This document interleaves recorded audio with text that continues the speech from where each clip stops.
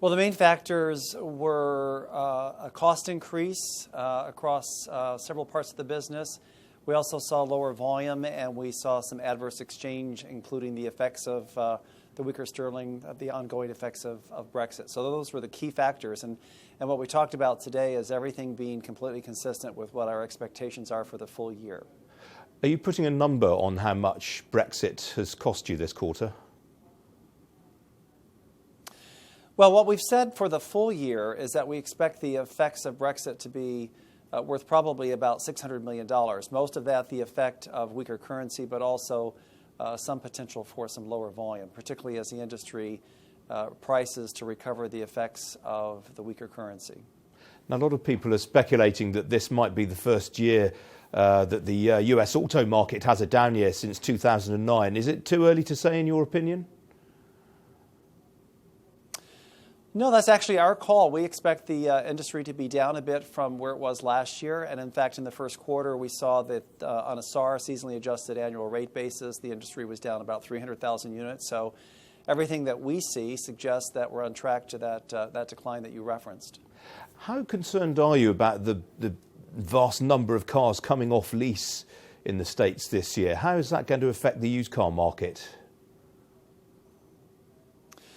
Well, Ian, it's already affecting the used car market. The industry over the last several years has been leasing at levels that we haven't ever seen before, and that's in a rising industry.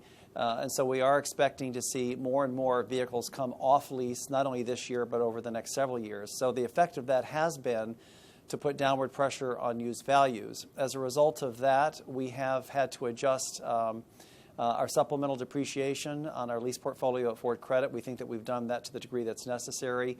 And that, in fact, was the key reason why the results at Ford Credit, while they were still very solid, were down in the quarter. Now, obviously, in January, you abandoned plans to open a plant in Mexico following comments from President Trump. Has that had any impact on your sales in Mexico? No, it hasn't had any impact on sales, and we didn't do it in response to Mr. Trump. We already had been assessing that and looking at that and made that decision for different reasons. We just, with the declining segment that we've seen on those types of vehicles, we just didn't need the capacity, so we canceled the plant. One of the things that's interesting for the quarter, we did report in the fourth quarter a charge of about $199 million related to that cancellation. We actually were able to dial that back by about $46 million as we've continued to work on those cancellation-related charges. How concerned are you more generally at some of the anti-free trade rhetoric that we're hearing from politicians around the world right now? Well, we're in favor of free trade as long as it's fair. We always have been.